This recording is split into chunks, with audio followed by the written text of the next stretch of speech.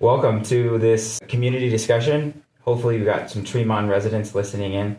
We're here with Bret Rohde. He is marching along in his mayoral candidacy right now. We're really excited to hear about his experience in the city council. My name is Bryce. I'm a 6-year resident of Tremont, transplant came from Rexburg, but grew up in Southern California. What part? That's what I want to know. San Diego. Oh, okay. Oceanside. Oh, I know where Oceanside is. Yeah. Yep. Okay. And we've got Robert and Christine here with us as well. So can you introduce yourself, your experience at Tremont? Yeah, my name is Robert Eplin, and of course this is my wife, Christine. And I am from Washington State. Grew up there until I moved away at 21 and moved to Utah. We have lived in Tremont for about 20 years and lived in a few different places, a bunch of places in Utah. And after all of it, we realized we liked Tremont the most. So we moved back here, raised our kids here, and it's been fantastic for them. One of the things I love about Tremont is I wanted to stay away from a big city because historically the big cities become corrupt faster than the other ones, than small towns. And the danger and crime and everything else comes in, bad policies. And so I wanted to stay away from that as long as possible. And we've done pretty well. Christine? It's been a great place to live. My name's Christine. I grew up in actually Southern California, not far from you. I grew up in Riverside County. My mom and dad were actually both born and raised in Bothwell. My mom moved when she was 2, moved to Southern California. And so my mom and dad met when my mom would come back and visit Tremont. So all my vacations coming from Southern California were here. I remember every the opposite of everybody else. Yeah, Everyone goes from here to I know. I remember going, Mom and Dad, why do we have to go to Tremont for vacation? We live in Southern California. They have 2 stoplights, Mom. Yeah. And so I always came up here, have lots of deep roots, lots of family here. Both of my grandparents were the original settlers of Bothwell. They dug the canals there. We will be buried in the Bothwell Cemetery. Definitely have lots of deep roots here, lots of love, but it's fun to bring a different perspective in where I grew up in a completely different state, climate, environment, and then coming and feeling the deep roots here, but then also feeling how it might feel to move into here as someone who didn't grow up and go to Bear River High School, and just kind of feeling the best of both worlds, honestly. I'm able to feel the welcomeness that the town has given me, and because I have a last name Eplin, so I can go incognito sometimes. But if I want to, if I'm at a Bothwell picnic and I notice some old people out there having a picnic, and I can just sprout my grandparents' name, and then they just welcome me right in like I've always been here. So it's been fun to come back to our roots, and I've called this place home, more home than any other home I've had. So gonna get me emotional. Yeah, and I'm Bret Rohde. I'm originally from North Ogden. Went to Weber High School. I had my run-ins with Bear River High School when I wrestled a Mr. Zundel, who was... Zundel. Yeah. Oh, he was a strong, young farmer boy. And so that was my ties to Tremont. And I remember thinking, wow, it's a long drive up to Tremont. But in 1985, I was recruited by Bear River Hospital to work in their radiology department. And I finished out my career in that same hospital. Well, I should say a new building, but hospital. The same entity or the same hospital. So I have a lot of ties to the medical community here in town. I love Tremont. This is where we raised our children. We have all 3 of our children living here in town right now, and then we have 3 other children living out of state. So, but we have our plots here. This is where we plan to stay. Yeah. For sure. That's awesome. 6 kids then. Yeah. Us 2 at 6. We got 2 in Africa right now on missions. So. Bret, you served for 12 years on Tremont City Council, and recently you've kind of spearheaded this town hall revision. I know town halls existed in the past. Can you talk to me about how town halls have evolved recently, and explain to me what you talk a lot about bottom up versus top down communication from government and citizens. Can you explain how town halls kind of feed into that ideal? Yes, I can. And back when River's Edge was introduced to the city, that was a turning point for me, if you will, although I didn't turn at that time. And what it was a group of individuals came in and started talking to the city council in public meetings about how do we change this? How do we move forward? We don't want to see this. We want to see the growth different in Tremont. And back then it felt like a small minority with the loudest voice talking to us, but everyone else felt different. And so we moved forward with the votes. We passed the subdivision. We moved forward. Well, that's really when I felt growth started in Tremont. And we had a couple other little pockets going, but that's when I felt it really started. And since then, we've just seen this same thing happen all over the city. Yeah. Happened in their subdivision. It's happened out there. It happened in yours. And it continues to happen in your subdivision over there. But as we've been moving forward with this growth, I've noticed that these small, loud minorities have been coming to the meetings representing their areas. Well, you put that together, that really tells me it's a loud minority. It really is. Everyone's concerned about growth in Tremont. That's a representative republic. Yep. Yep. And you're right. Little ambassadors. Yeah. But we haven't been able to unite our voices, and so I know you have some ideas for that. Well, and you're right. Prior to that, we were representative government as city council. We came, we listened to the city, and we took care of business. And for the most part, people trusted what we were doing. But somewhere along the way, the temperature is that people started to lose trust in the decisions that are being made on a city council level. And the decisions might be bigger now than they were a decade ago. So they need Absolutely. more. I think that's a good key, because I think that the city council needs more information now, because they're seeing one side of things. They're seeing the growth side, the pro-growth of the city employees, and not necessarily the growth of how it's affecting everybody in the community, because there's not a infrastructure, I guess you could say, to represent the community. Yeah. What happens in society, and we've noticed it over the last 4 months, because I want to vote for somebody that I can trust who will do what I want. That's what the citizens do. We vote for somebody in who will represent us and do what it is that our community wants done. And so we trust that to those people, and we want to do our jobs. We want to raise our families. We want to let that go. Hey, do what I asked you to do. And so I want to be able to trust people to do that so I can continue on with my life and kind of let that go. What is happening is we are seeing a totally different thing, where now we have to babysit our elected officials. And that's frustrating, because we want them to represent us, but then they go and do things that are against our interests. And so we have to then drop things with our children. We have to be gone for 3 hours at night. Luckily, our kids are at an age where we can send them to grandma's, or they can watch a movie at home. But as a citizen, I want to let that go and let them do it. Now, Ronald Reagan, of course, said trust but verify. We need to be able to elect people that we can trust to do what it is that we put them in there for, but we really do need to stay on top and listen to what's happening and be aware. I don't have a lot of time to go to these meetings, but I can go more often. And so that's what we've been doing is, okay, obviously we need to be involved in our community and what's happening, because we can't just let it go and trust that everything's going to be working well. And so now is a time when the people really do need to come together and say, we can't just trust that everything's going to go well, because there's too much growth happening, and there's too many people moving up that want to get away from $600,000 home when they can come up here and buy one for $350, $400, or whatever it is. And everything's getting more expensive now because everyone is moving up, and other reasons as well. But I think that's a big part of it, is we are a representative republic.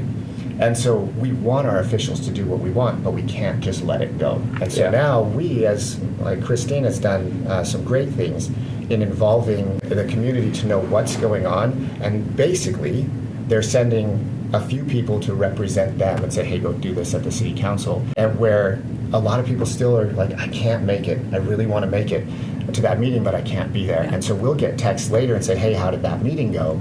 People want to know. A lot of people can't make it to every meeting. Yeah.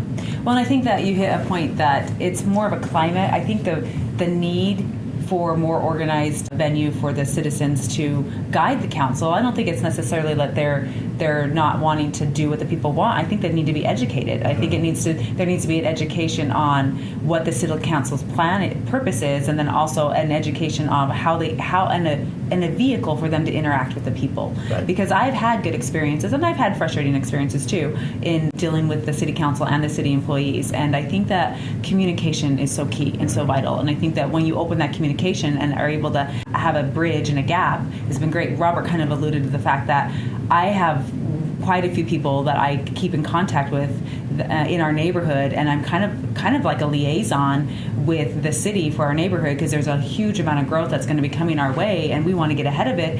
And honestly, it's kind of been sad because the growth started down in other places. It started on River's Edge, and we're seeing that now up on Radio Hill, and we're like, wait a minute, what's going to happen up here? So we need to get involved, and I almost feel like we're behind. We're a little bit behind where we needed to be more of ahead, but at least we're working on that. So working on getting together some things. And so the town hall is a great answer to everything that's been discussed here. A town hall can then be held, and people can then start to verify. They can then start to come in and ask the questions. And the role of city council is to be a representative of the people. Yeah. So how are they going to hear the voice of the people? Yeah. They can either get out and walk the streets and talk to them, which they should, or we can have regular town halls and sit down and talk and find out where people feel and where they sit on issues. Yeah, what I love about your town hall, so to my knowledge, correct me if I'm wrong, there have been 6 town halls in this last year. 4 of them, well, one of them was run by city's employees, and it was more of an open house, and you can tell us a little bit more about the difference between a town house and an open house.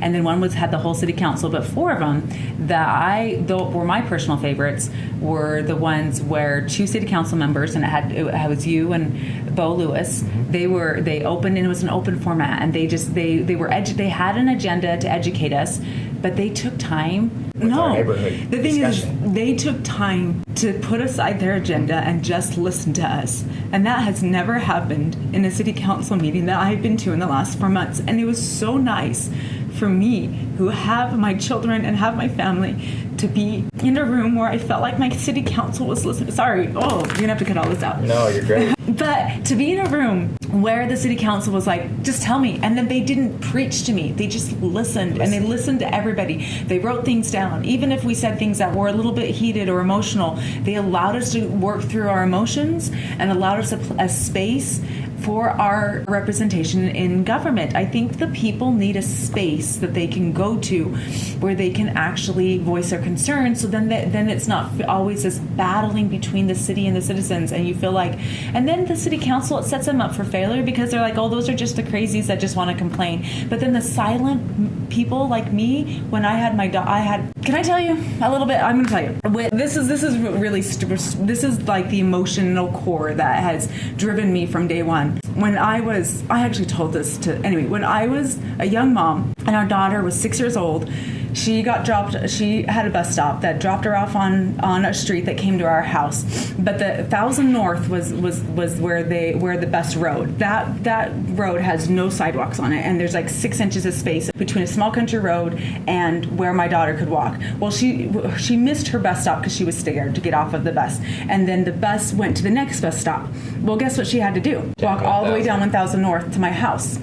As a young mom, that was terrifying. That was terrifying to have my daughter walk down that. So I called the city. And I said, hey, my daughter can't walk home safely from the school. And they promised me, and they said, what? We have a plan. You're going to get sidewalks. We have a grant. We're going to put sidewalks all the way up there. We're going to do it. And I, as a young mom, what do? I believed the city employees. I said nothing. I did nothing. She's almost 23 now, and they still don't have sidewalks there. And that, to me, when we found out they were going to be rezoning that area and taking it from R112 down to R18, which increases the amount of people housing, increases higher density. Yeah, thank you. I had a problem with that because there aren't safe places for those kids to go down, because we have 2 different neighborhoods and they can't go from one neighborhood to another.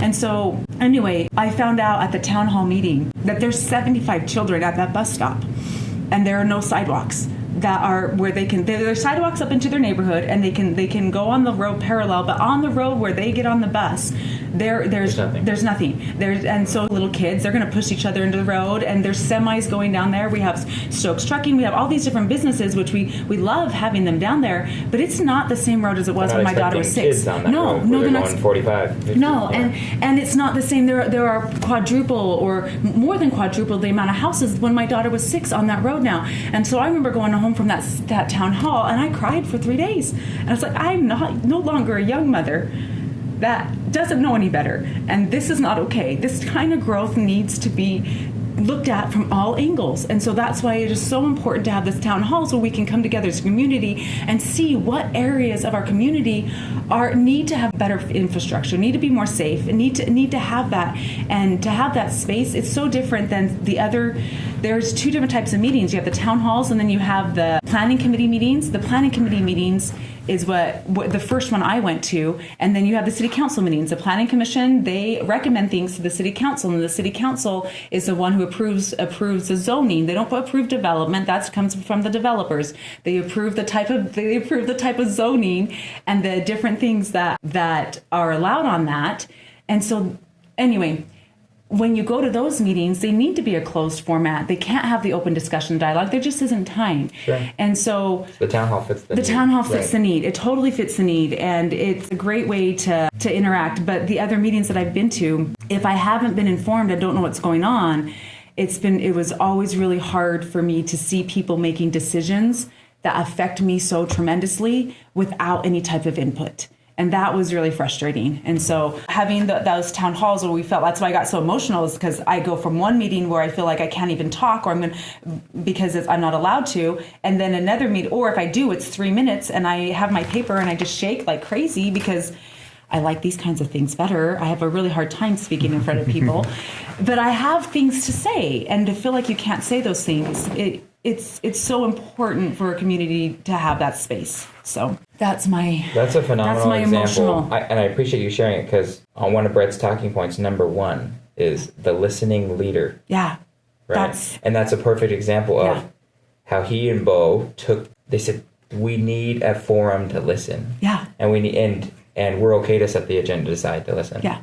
Yeah. That is the main reason I will put out there, I believe that our candidates for mayor have great values, all of them. I think that they're great people. They're amazing. And I am not the one thing that shifts my vote and my intellect and my heart and everything to Bret is his view on leadership and involving the citizens first, and not relying so heavily on administration, other political entities or experts, and using their information versus taking the people and weighing them equally, and using the experts for what they're supposed to be used for, but equally valuing the people. I really feel like that has been something that has been very, very, very evident in our interactions with the city. Yeah.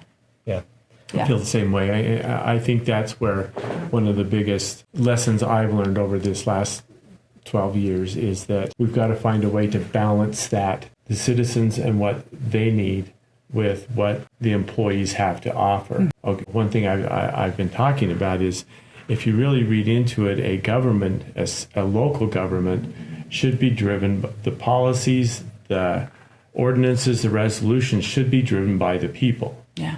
Okay, so city council should be coming to those meetings with the resolutions and ordinances that support what the people want for this city. In the 12 years I've been in there, I can maybe think of 1 or 2 times the city council has introduced an ordinance or resolution. It's all done by the city The employees. hundreds of others have all been by other entities. And so it's like we're just going with whatever the wind is, right? As opposed to a vision, maybe. And it's not to fault that part of the system. It's just, let's bring it back into balance, right? I would agree. And 100%. so that's where I'm feeling the strongest right now. And you had mentioned earlier a top-down, bottom-up approach.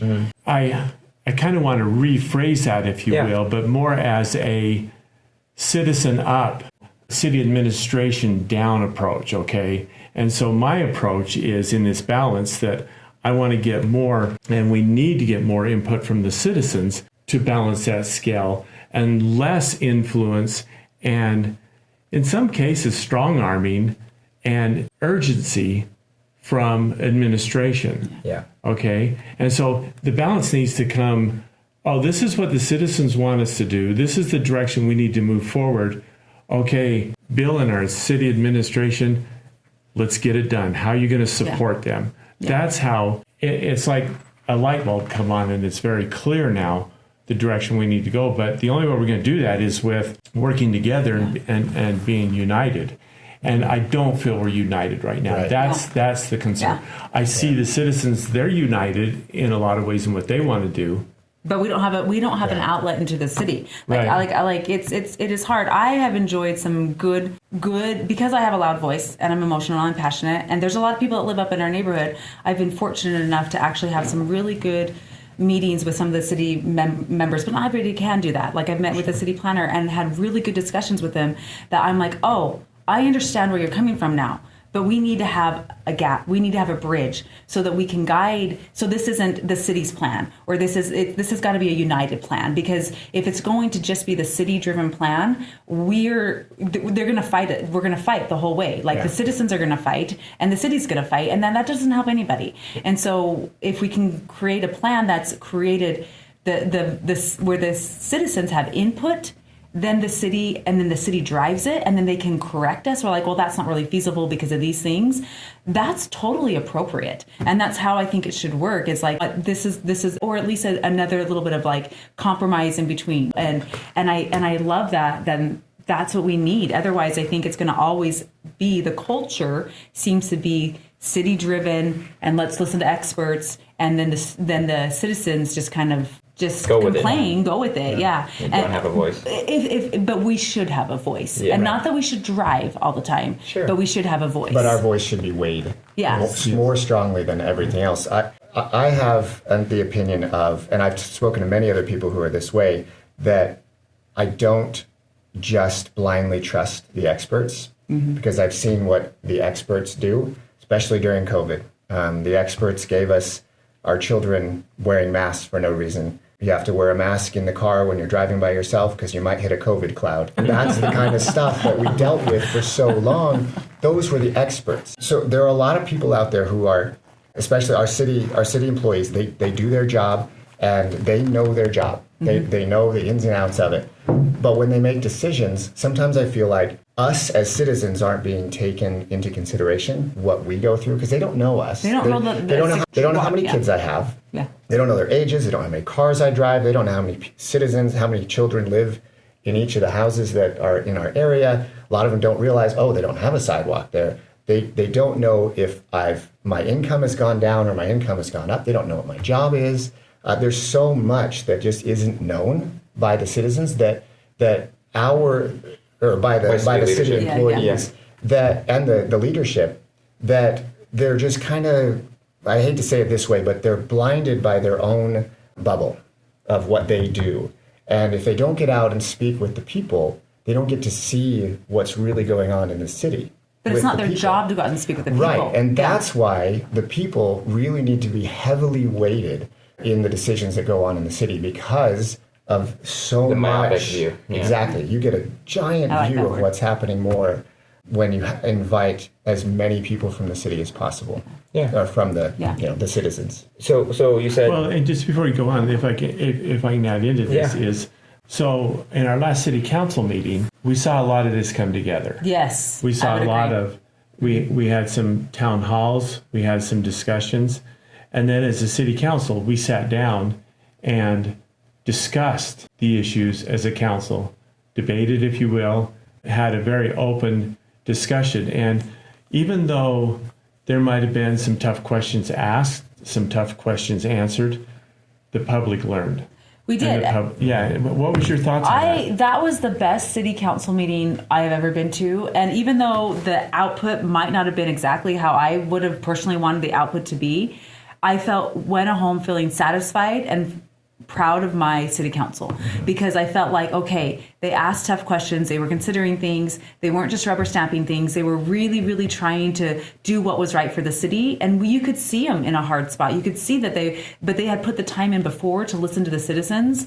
And so that when they were asked to make the different decisions that they need to make, I was proud. I was proud. I went away from that city. That was the only one I haven't spoken in the last few months, and I didn't speak in it. And it was still very, very good to go away home feeling like, okay, we're on the right track. We're on the right track. Yeah. So what I'm hearing is because of the town hall, your voice could be spoken at city council meeting without you actually speaking. Yes. Yeah. Because the city council Yes. members were hearing. That's exactly, because they had a town hall meeting the night before. I got up, I talked about my public safety things. I talked about the problem of putting high density housing away from when infrastructure hasn't caught up, and it's hard. It's like where's the balance there? And there were things that I said at the town hall, and I remember thinking they already heard that, so I didn't have to speak. And then things that I would have said were brought up because they know my thoughts already. They've heard you out already. Yeah, that's cool. Yeah. I like that. Yeah. Any other thoughts, or should we change gears? I got another. We can change gears. So we've talked a lot about this balance between the voice of citizens and city employees, city leadership, and trying to bring that scale into balance. And The mayor's the trick to that. Yes. Okay, that's the trick. The mayor in our system is what we call a weak mayor. Okay, and it doesn't mean that they're weak, but they really all they are is a face for the people. Yeah. Okay, they don't have any decision rights or powers unless there's a tie in the city council. They have no voting. Yeah. So the mayor needs to keep that scale balanced. Okay, and that's what I feel I bring to the table. Yeah. Okay, I don't want to see the scale like this anymore. I want to see it balanced. Yeah. Yeah. That's one of the reasons why I'm actually really invested in this election, is because even if we get those city council members that will listen to us, that leadership and that vocal point, the ability to drive a conversation, the ability to set the tone in the room, has to really come from a strong leader that really listens to the citizens. And that's one of the things that we've seen over the last few months, especially with, like Bret said, more people are coming in because it's really affecting what's going on in our day-to-day lives, and will affect us. And some people won't be able to afford to live here who have lived here for a long time, because things just keep getting more expensive as people move in. That what I've noticed with Bret and with Bo Lewis is the listening that has really changed, and that they're recognizing that, wait a minute, these people have real concerns, and they're not ignorant. They're intelligent. They've done their homework. A lot of people are really more studying what's going on so we can understand, so we can come to these meetings and really give some good input and say, we'd really like you to listen to us. And Bret and Bo have really made that change. And I haven't seen that change on a lot of the others on the city council. And if that change is made, there will be a total change in the culture of our city, and the people will be happy. Yeah. But if that shift doesn't happen with everybody, there's going to be new leadership, and that's where people are making change in their votings. In who they choose to vote for, because they're not feeling heard. Yeah, I think that makes complete sense. We've danced around the topic of growth, and one of your kind of pillars that you talk about is honesty around the growth conversation. What do you mean when you say honesty about the growth message? What does that mean to someone like me? A lot of this stems back to our whole original conversation. Okay, growth in Tremonton. Well, we have a master plan from 2003. We have a couple other plans that are modge-podged around, but it's not all brought together into a master plan to where we need to go into the future. And so for us to sit down and say, well, okay, we're going to try this type of growth in this area and this type of growth in this area without a plan makes absolutely no sense to me whatsoever. Okay? I don't think it's fair to the planning commission, the city council. I don't think it's fair to the citizens to not have a plan. And the employees. Yeah. For me, I studied the master plan that was built in 2003. It's 140 pages. I have highlights on every single page because I wanted as a citizen to know what the city was planning for in the future. I've studied all of the different annexing and but I remember meeting with the city planner and realizing that the plan that I had studied and asked questions and tried to defend so ardently was out of date. And that was, I said that deflated me quite a bit. I was like, oh, this is not the vision anymore. And it can't be because I remember going okay, the growth projections in that plan are to be up to 18,000 in 2050 or something like that. That was like the growth projection plans. I was like, we're going to hit that in like 2 years. Yeah. Like, I'm like, we're not, that's not going to happen. So I was like, We need to readjust. Well, and I was like, how are we growing so fast with all the approved units? You're going to hit that next year. I couldn't wrap my brain around. I was like, how are we, and then how are we keeping with our rural roots and preserving agriculture and all these different things that were stated as guiding principles of this plan? I just couldn't make sense of them. And then when I realized, oh, that's because that's not where Tremont's, we can't go that way. There's so much growth coming into the area, but if we don't have a plan, it's going to be hard. It's going One to be of hard. the unfair things for Jeff is the city planner is he doesn't have a direction from the city, from our understanding. And so he's like, well, I'm going to make my own plan then. And so then it goes from there. And that's Which he's a great visionary. I will give him that. He has a great visionary mind. He really does. Yeah. And if he doesn't have a direction from the city, he's going to make his own because that's his job as a city planner. Doing something. He needs the input from us, and he needs it from the city council as well, and coming from us first. Yeah, I agree. And so what's exciting about this whole concept is people might say, well, how would you have a rural atmosphere? How would you do this? What would you do at Midland Square? What would you do here? It's not up to me. We need to get the citizens together and start talking about what is your plan? Where do you want to go? And here's the other kicker. We need to represent all parts of life, old, young, those that are economically struggling and those that are doing well. We need to bring them all together and start having those open discussions. We need to do, and then once we start to come together as a group in our town halls and we start to talk, now we can start establishing a plan. It's a citizen-based, citizen-driven plan. Then it's easy to come back to the city council. It's easy for the city council to come back to the city and say, this is where we want to go. Help us get there. What does it take to rewrite the 2003 plan? Who heads it up? The planning commission would. I'm already jump starting on that because I hope it's coming, but I'm having a city neighborhood meeting and I hope to get a vision for at least our area put together. I'm going to put a survey together so that all of my goal to be 95% or higher of participation on Radio Hill so that we can say we want, and it will be so specific, like in this area, these are the types of zonings that we as a community feel are good, because zoning is the only thing that we have to actually protect the feel of our town. Zoning and ordinances, those are the only things we can do that will protect the feel of our community. And when you say we, you're saying what city council votes on. Yeah, and then also I want to give it to and what we communicate about. Yeah, and I'll give a report to the city council and to the planning committee and everybody so that they can take that and assimilate it into an ultimate plan and say, okay, well but that has to happen everywhere. It can't happen just where I am. It has to happen. It has to happen everywhere, and you have to get more experts involved. You have to get unbiased people involved. You're gonna have to get different things to run a report like that, but if we can get ahead and start to do things like that in the city, I think you can create a really good plan. Yeah. So so that's kind of what I envision, and I'm all on board because I'm not going to wait for the city to put in sidewalks.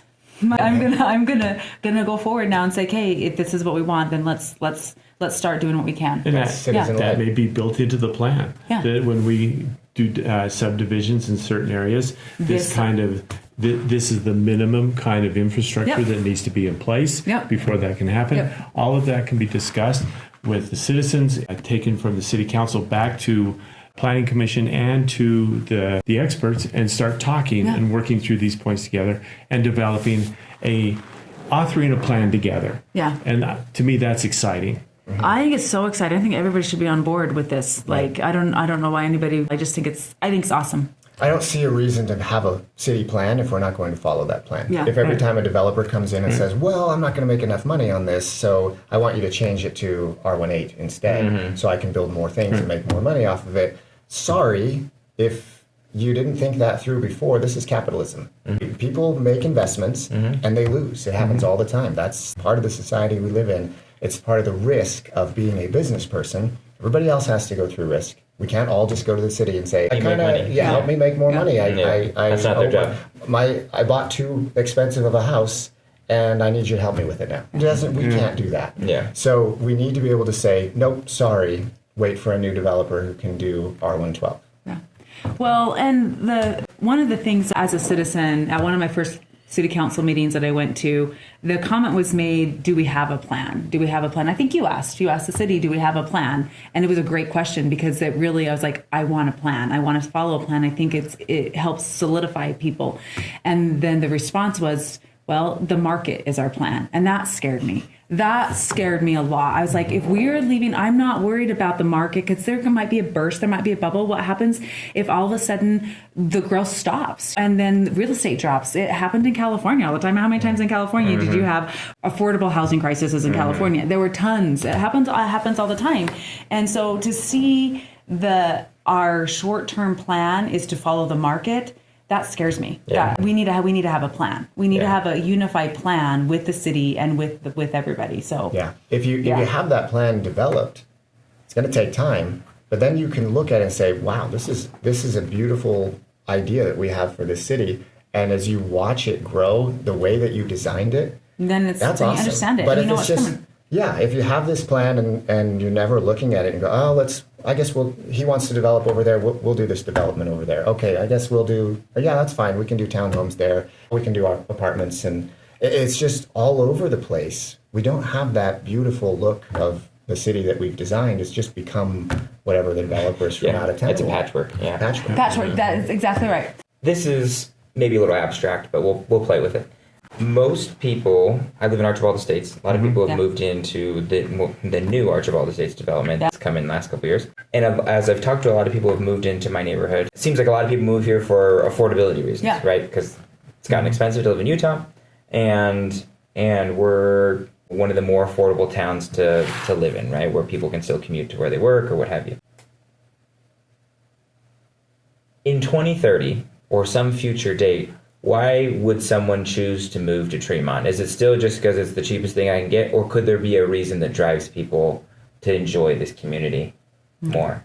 There needs to be a reason. Yeah. Absolutely. What would that thing be? Or those things, options that you've heard voiced, and things that could make the community better that would be a real draw for people to not only move here, but to stay here? One thing that we liked from moving here is the open air. The open space. Yeah. We love living up on the hill because we can look around the valley. And if there's buildings there, that's fine. But we like the open feel, the larger lots, that's something that you can plant a garden in your backyard. If I wanted to go to a place, I moved back to Southern California where I grew up. But I like the open space. That's what I like. And then also if there were like trails up on the hill, they're thinking about putting bike trails, mountain biking trails up there. Yeah, and totally. that would be fun to have a mountain biking trail up above around the BR. I think that would be a great place. Yeah. I think that's what I like about the community is just finding a place to breathe. And it doesn't necessarily mean that we can't have houses and buildings. Sure. But I don't want skyscrapers and a lot of multifamily housing. I think that's the biggest thing is that people don't want a lot of multifamily housing up here just because they came here for space in 20, 30 years. And that's what I mentioned at the beginning was as a father and a husband who I believe one of my roles is to protect my family, keep them safe from so many different things. And we moved 8 times in our first 8 years of marriage. Wow. It was fun. It was a lot I of was moving. 9 months pregnant and we were still moving. I think moved, 2 weeks after we moved into an apartment, we had our third child. Yeah.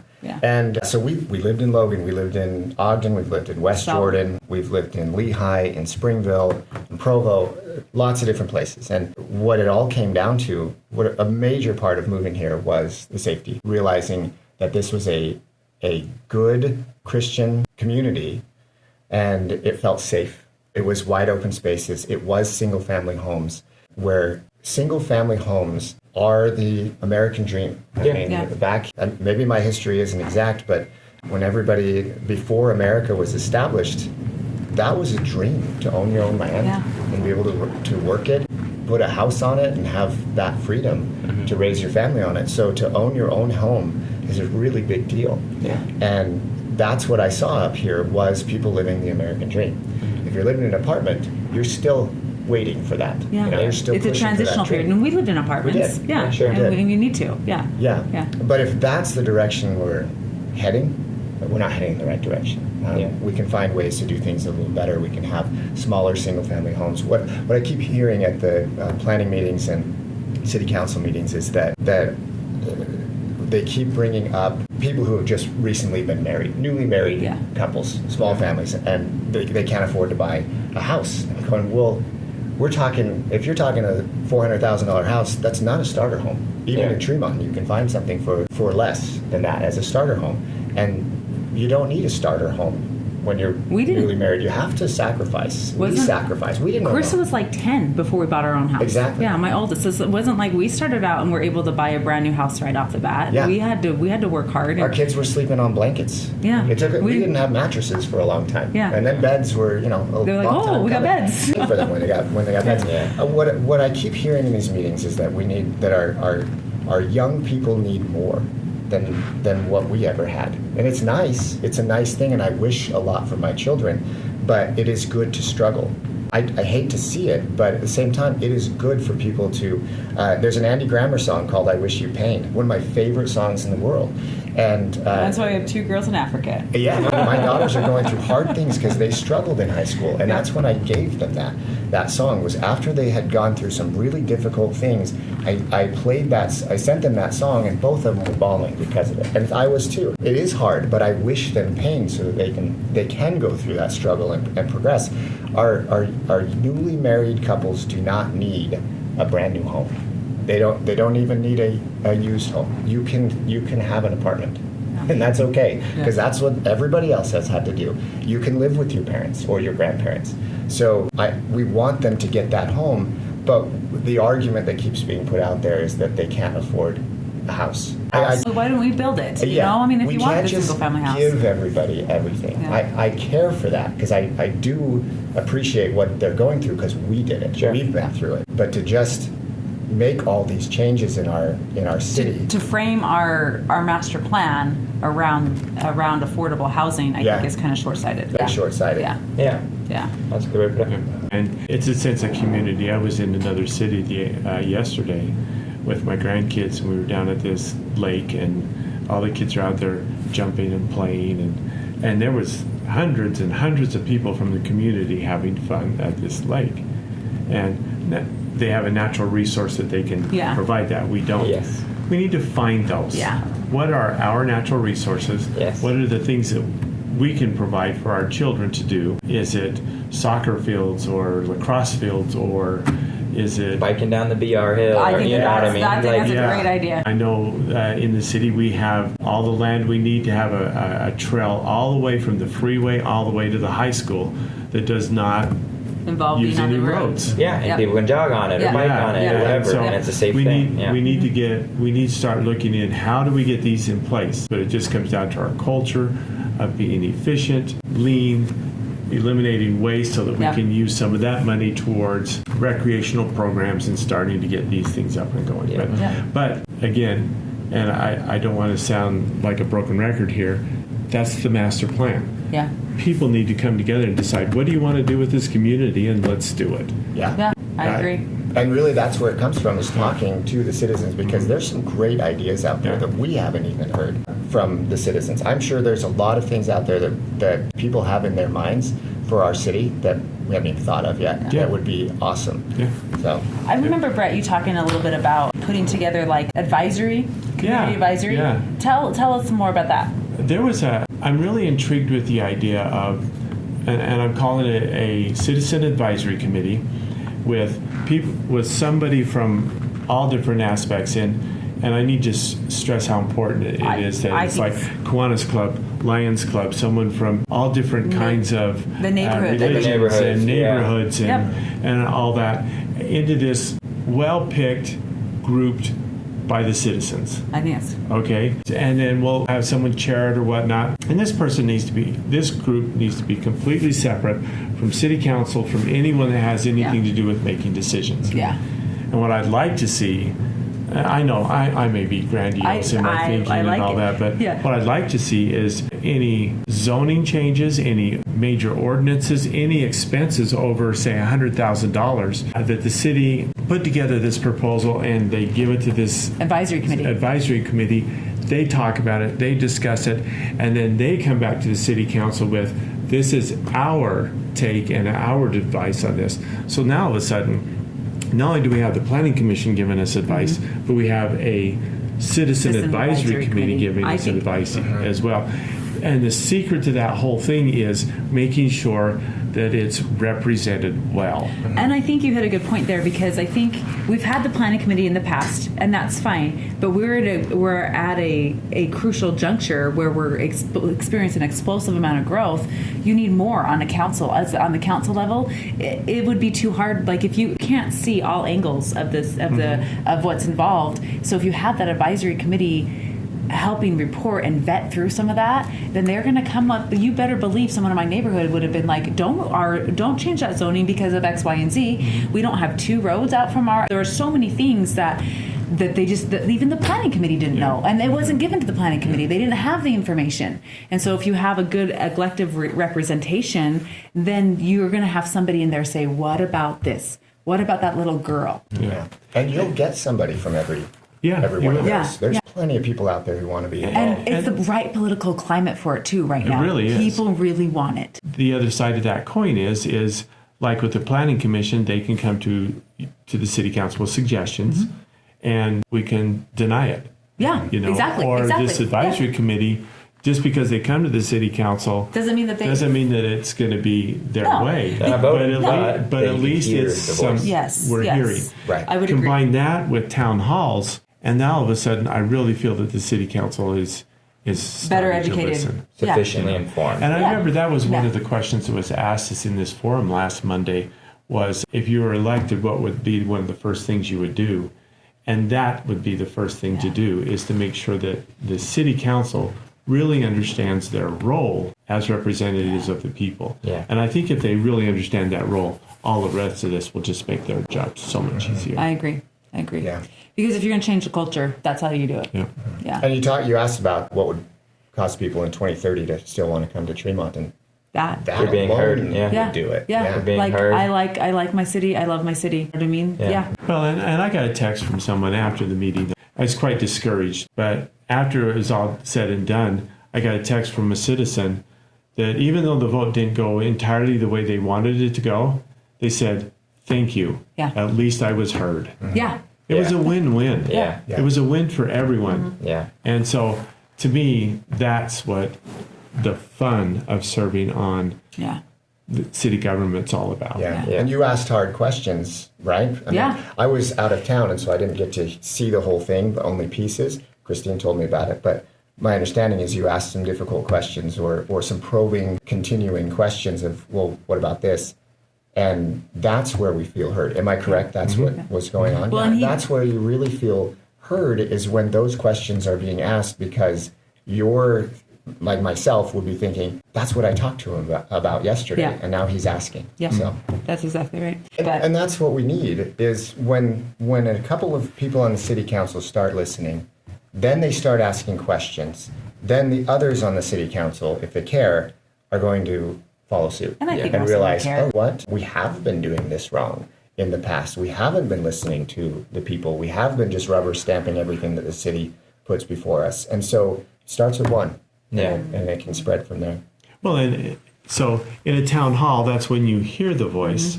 Now when you go to city council, you start to express the voice. If you don't have this piece of it, we sit in silence because we don't really know any other view. Yeah, so then we expect, all right, tell us everything about it, and we'll make the best educated guess we can from that information. Right. So this is the piece that's missing. You talked a little bit about how members of the city council have similar values and want what's right. And before we started recording, you talked about how many of the candidates for mayor have similar values. What do you think would make your tenure as mayor different than others? We all have different leadership styles. That's all. My leadership styles are going to be different. And I think it's important for the people to just find out what those are. Yeah. And then determine, is that what's going to be best for our city to move into the future? And so that's what I want to concentrate on, is just, this is my leadership style, and this is what I would do under these circumstances, and then let people have a choice. That's the other thing I'm really excited about, in 12 years, and that's the only time I can state because I've been involved in 12 years, the mayor's never had anyone run against him. Really? It's always been uncontested. Wow. Is this the first time? This is the first time. Oh. And I'm excited about it. That's the climate that you were talking about. It's Things are different. Now Yeah. yeah. Win or lose doesn't matter. No. It's that people want a voice. Yeah. And so to have 4 people running for mayor and 5 in each one of the others, it's like, this is awesome. Yeah. There's a lot of We're getting involved. organization. Yeah. So the climate has changed for the good. Yeah. So I I'm agree. excited about that. That's great. That's good. That's a great time for our city, for the people to really be paying attention to what's going on. Yeah. That is exciting. Yeah. If people want to learn more about your view on specifics, what's the best way for them to reach out to you? Well, I do have a Facebook page, and that's really the one I'm using. It's Bret Rohde for Mayor Perfect. on a Facebook page. And any comments or any questions or anything, I would love to answer their questions. But I think if I am fortunate enough to make it past the primaries, I think I'm going to start having some open houses and inviting some people in and start talking to them and getting out and visiting more. And on the Facebook page, people can learn all about the times of when the open houses will be and stuff. So you can go follow them there. Perfect. I've been to a lot of like city council meetings. I've interacted with them, and I feel like, because truth be told, like flat out truth, I feel like Bret from day one has listened to me, up and down, and you might use some of this, I don't know, but I feel like from day one he has listened to me and he's cared about me when I come to him at any time. My biggest takeaway from our discussion, I appreciate you guys being here and informing me. Like I said, I've only lived here for 6 years, and my involvement with city government is like a budding seed.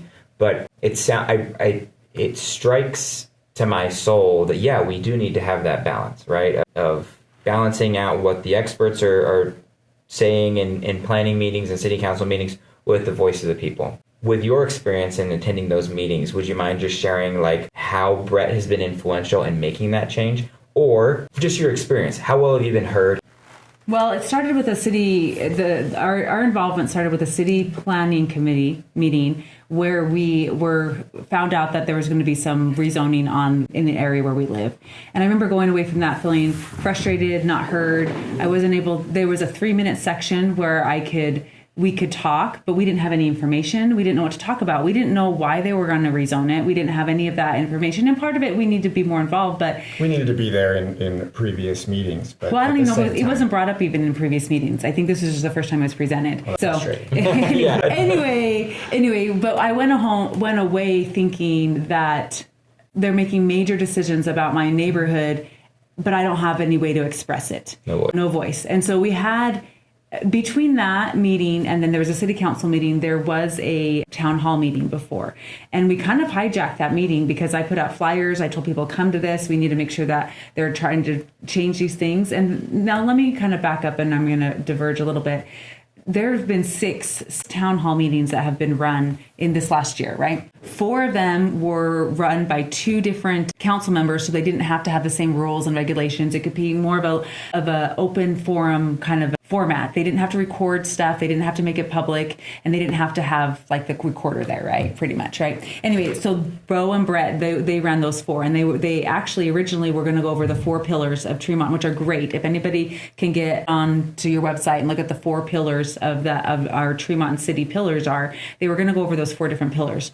And then the other 2, one of them was done with the whole city council, and that was not as effective, I felt, in a format where the citizens got to actually express their concerns and talk with the city council. There was an expert brought in that kind of felt as a buffer between us and the city council. And so it was nice when we were meeting directly with Bret and with Bo at those meetings where we could talk with them face to face. And then the last one was more of an open house that was just to give out information that the city planned. So, but in the meantime, when we went to the town hall meeting, it was so nice to feel like we had been listened to.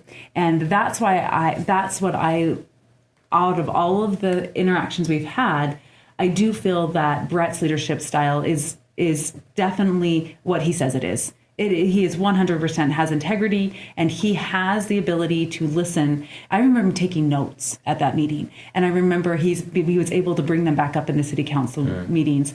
And so that leadership style, that really needs to be addressed, that the credit is where it needs to be due. Like, I haven't seen that same experience with other individuals in the city council other than at those town hall meetings where it's appropriate. Well, those have been the most valuable, the ones that were just Bo and just Bret being there, where they're just standing in front of us and we're having a conversation back and forth with a whole bunch of us in there. Yeah. There was the first one you had with Bill, the city manager, and then there were some other ones. I think he was only put at that the one open on. house. He wasn't at the That open one. house. Right. Yeah.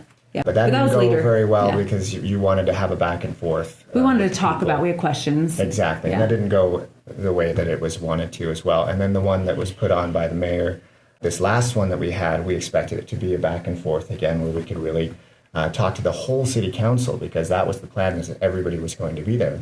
This is going to be great. We can everybody there and talk about it. And instead, these two experts from out of town came in and basically lectured to us and kind of told us why we were wrong. It was like it was like a re-education camp, you know. In all fairness, we need to put credit where credit's due, and Bret is the one that has started that open conversation with the public, and that is why I feel confident that his leadership style will be the type of style that will create this Continuing forward. Yeah. Cool. Thank you. Yeah. Thank you. Yeah. Okay. Thank you. Election primaries close August 12th. Yes. Ballots are out.